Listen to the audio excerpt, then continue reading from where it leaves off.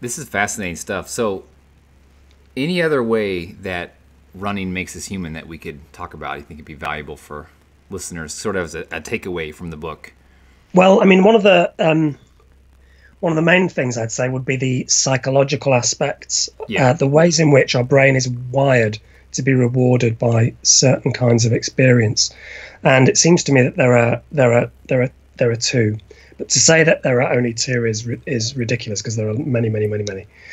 So the first is that exercise balances things like the like neurotransmitters in our brain. It's much better at balancing norepinephrine, serotonin, and dopamine than any antidepressant is. So anybody that's stressed or even struggles with self-esteem, a run or any kind of intensive exercise will reward them with a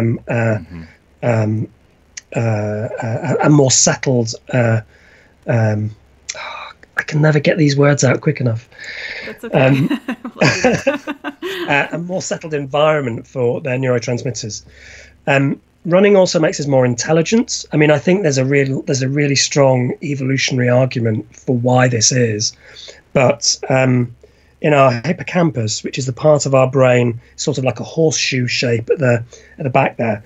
In our hippocampus, certain kinds of exercise will basically ping brain cells, create brain cells. It's a process called neurogenesis, where the new brain cells mean that you don't suddenly become smart, you don't suddenly become Einstein, but what will happen is that you will have the equivalent of a blank pad and a sharpened pencil. So if you want to learn something, you have literally new brain cells that are waiting to be put to use. Nice. So you're saying that sort of to prime your brain to learn something new, you could exercise or go on a run to do that. Yeah, so I'm not a morning, I'm usually a sort of mid-morning to mid-afternoon. I run somewhere in that window because I'm an early morning writer, and it's when I think best, so I usually try and do that first. But early morning runners, if they go out before work, that's when they'll be at their best. If you were learning a language or something, I'd love for someone to do a trial on this about language learning. I'm convinced that there would be a strong link between the ability to uptake completely new information after exercise. That would really. I should try that. Trevor's trying to learn German right now, so maybe he should schedule his run and then his German studies right after that. It wouldn't be a bad idea. I mean, not a kind of completely exhausting run, but it wouldn't be a bad idea. It wouldn't be a bad idea.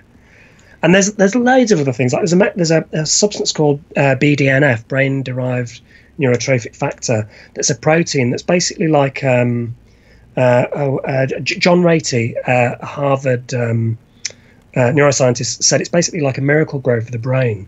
It means that the dendrites, the roots of our brain cells, are able to grow more effectively, and that also means that they're able to make more connections across the synapses as well. So it's just a sort of perfect form of exercise in terms of our mental well-being. And there's loads of others, like what being out in a green space does for us, which is just sort of like a Harry Potter magic wand of good stuff as well.